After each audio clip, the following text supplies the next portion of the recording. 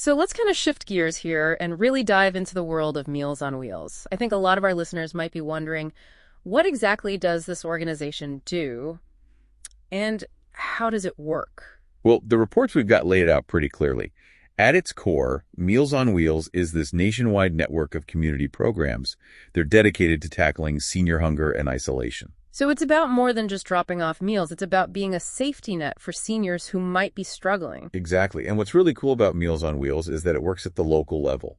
Each program is set up to meet the specific needs of its community, but they all have that shared goal of supporting the well-being of seniors. That local approach makes a lot of sense. But what about the actual practical stuff? How are these meals made and delivered? Do they have these big central kitchens?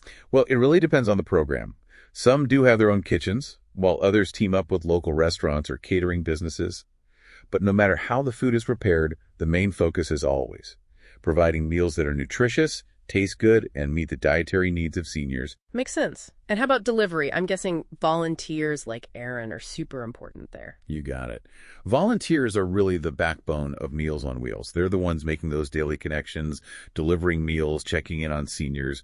They often become a familiar and friendly face in those seniors' lives. Yeah, that personal touch seems so important, especially with all we've learned about the dangers of seniors being isolated. Right. It's not just about the food itself. It's about that regular contact. It's about seniors knowing that someone cares and that someone will notice if something's not right.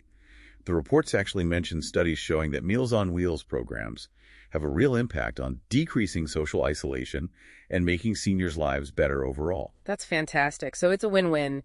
Seniors get the food and support they need, and volunteers get that feeling of making a difference in their communities. Yeah, and the benefits go even further than that.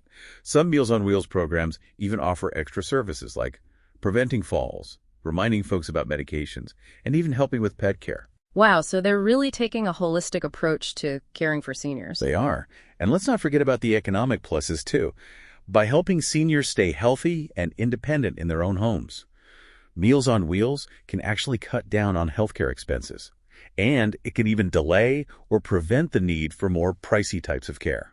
That's really smart, investing in our communities like that, both socially and economically. Exactly. And it's an investment that depends a lot on the generosity of individuals, businesses, and those foundations. Speaking of generosity, I bet a lot of our listeners are thinking, this all sounds great, but how can I get involved? What advice do we have for folks who want to support Meals on Wheels? That's a great question. And the answer is there are so many ways to get involved. It doesn't matter how much time you have or what skills you bring to the table. The most obvious way, of course, is volunteering. Okay, so walk us through that. What does volunteering for Meals on Wheels usually involve? Well, it can be different depending on the specific program and what the community needs. But generally, volunteers can help deliver meals, prepare the food, handle administrative stuff, raise funds, or even just make friendly visits. Oh, yeah, I remember reading about friendly visiting in these reports. It sounded like such a nice way to connect with seniors. It really is. It's all about spending time with seniors who might be feeling lonely and giving them that social interaction. It could be anything from playing games to reading aloud to just having a nice chat. It sounds like a wonderful way to brighten someone's day and build those meaningful connections. I bet those visits are just as rewarding for the volunteers as they are for the seniors. Definitely. Volunteers often talk about how fulfilling it is. That feeling of purpose, knowing that they're making a real difference in someone's life. So if you're looking for a way to give back to your community and really make an impact, volunteering with Meals on Wheels is something to think about. But what if you can't actually volunteer? Are there other ways to help out? Absolutely. Donations are always welcome. Even a small amount can make a difference in keeping those programs running. I bet every little bit helps. For sure. You can also tell other people about Meals on Wheels, support policies that help seniors, or even just check in on your older neighbors and see if they need anything. So it's about finding a way to contribute that works for you and with what you have to offer. Exactly. Every act of kindness, no matter how small, can make a difference. It's like a ripple effect, improving the lives of seniors in our communities. Just like Erin, we all have that potential to be everyday heroes. So we've spent this whole deep dive looking at the story of Erin and June, and we've seen just how amazing Meals on Wheels is.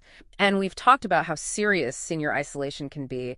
But there's one more thing I really want to emphasize before we finish up. I think I know what you're getting at. It's that idea that being a hero, it isn't just about those big dramatic actions. It's something we're all capable of. Yeah, exactly.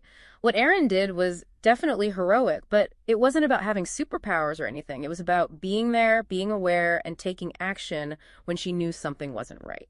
It's a good reminder that you don't need a cape to make a difference in the world. Sometimes the most heroic things are the simplest things you know, like calling a friend who might be lonely, helping someone carry groceries, or just listening to someone who needs to talk. The sources really highlight that point. They argue that real heroism, it's often found in those everyday moments when we choose to be kind, to be compassionate, to connect with others, instead of just being indifferent or not caring. It's about understanding that we're all connected and that our actions have these ripple effects. Even small things can have a big impact on other people's lives. And it's not just the person receiving the kindness who benefits. Like we saw with Erin, doing things for others can be really enriching for the person doing the good deed too. It creates this sense of purpose, of connection, of belonging. Yeah, it's that back and forth that makes kindness so powerful. It creates this positive loop. It inspires others to do the same, and it makes our communities more compassionate and supportive for everyone. So, as we wrap up our deep dive today, we want to leave you with this question. What small act of heroism will you choose today? Yeah, how will you use your own unique talents and abilities to make the world a little brighter, a little kinder, a little more connected? The answer's inside you. Embrace that potential for everyday heroism and see what amazing things happen. And that's it for this episode of The Deep Dive. We hope you've enjoyed exploring this with us and that you'll take that spirit of everyday heroism with you wherever you go.